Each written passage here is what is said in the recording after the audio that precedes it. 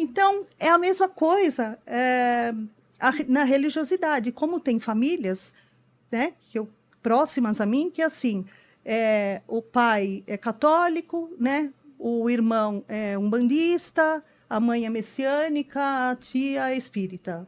Gente, né? Que bom! Nós temos uma diversidade enorme. Brasil, né? Brasil é uma cultura enorme, É, né? é. Então, o Brasil é rico nesse aspecto. Então, quando chega uma pessoa no meu consultório, eu tenho que saber a história dela. Tá. Então, a idade dela, onde ela mora, a escolaridade dela. Quem é o cuidador delas? É só pai e mãe? Porque às vezes não. Às vezes os pais faleceram. Às vezes é um avô. Às vezes é uma avó. Sim. Né? Chegam crianças com problemas de luto. Né? Gente, quantas pessoas estão falecendo, faleceram na pandemia? Covid. Né? Com Covid, com Sim. dengue. É. Né? Com dengue. Inclusive, eu tive dengue. Passei 17 dias muito mal. Né? Ou pessoas assim, próximas a mim.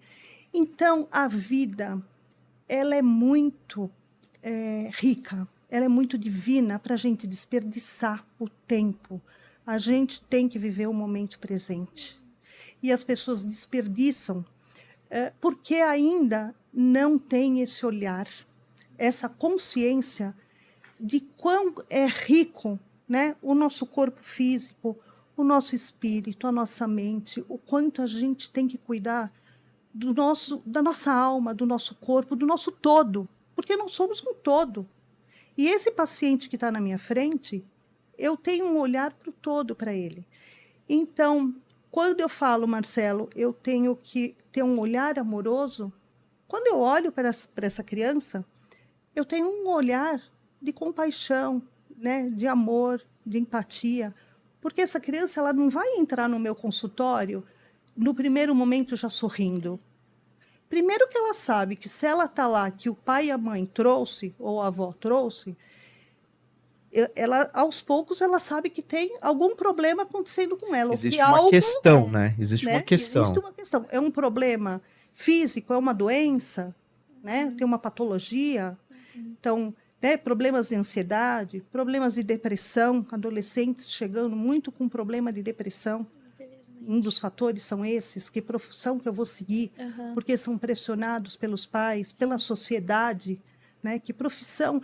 A criança, né, o adolescente, ele ainda não está pronto para decidir entrar numa profissão que ele ainda não sabe. E os pais, né, querem que ele faça, não que não seja importante, eu acho que tem que ter um estudo, mas acho que tem que dar um tempo para esse adolescente assimilar o que ele quer. Então, Marcelo, eu digo assim, que a gente tem que trabalhar os sentimentos e as emoções, o diálogo.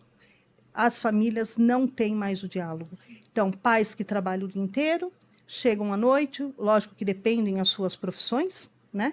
Porque às vezes a criança tem que dormir cedo, porque amanhã cedo, no dia seguinte tem que levantar cedo para ir para a escola, ela acaba não vendo o pai.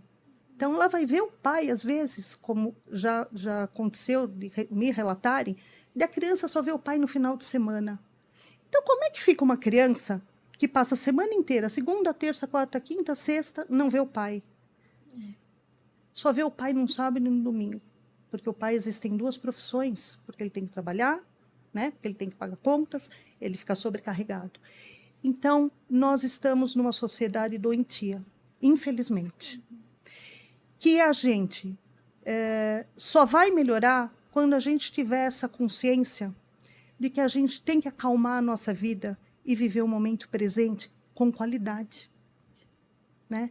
E não sair correndo, né, de casa, às vezes sem se alimentar direito, sem ver a esposa, sem poder compartilhar, né, com os filhos o seu dia a dia, e cada um vai crescendo dentro das suas atividades que as pessoas, Ana, não se conhecem.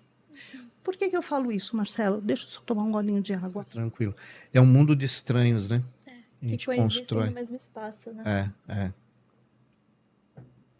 Porque, assim, às vezes eu pergunto para uma criança, quando ela faz um desenho, eu falo assim, desenha você fazendo uma atividade com a sua família. A criança para, às vezes ela fala assim, mas eu não tenho nenhuma atividade que eu faço com a minha família. né? Então, como é que é esse histórico? Como é que chega? Então, através, né, dessa expressão livre do ateliê, eu vou observando como que eu posso trabalhar as queixas dessa criança, a problemática desse adolescente, esse idoso que chega com uma depressão. Então, através do como ele pinta, da expressão dele, né, porque ele experimenta o material, né? Então, a questão, por exemplo, da argila, né? Se eu dou um primeiro material, a criança nunca trabalhou com argila. Então, eu faço ela sentir o tátil, né? Sente a textura, né, do barro, né? Sente, manuseia, aperta, corta, toca essa argila. Então, tem crianças que ficam sessões, né, fazendo esse movimento de pegar na argila, cortar argila, separar argila, fazer bolinha, né, faz cobrinha, até ela conseguir construir algo, né? Então, ela traz depois um personagem que ela gosta do desenho. Então, a criança vai trazendo a sua fantasia, as suas imagens, os seus símbolos. Então, aquilo que ela vive no dia a dia. Então, ela está vendo um desenho que ela gosta, ela chega no consultório, ela fala, tia, eu quero fazer esse personagem. Então, eu ajudo, eu ajudo essa criança a trabalhar com esse personagem. E isso, Marcelo, vai melhorando a autoestima, né? A confiança da criança, o foco,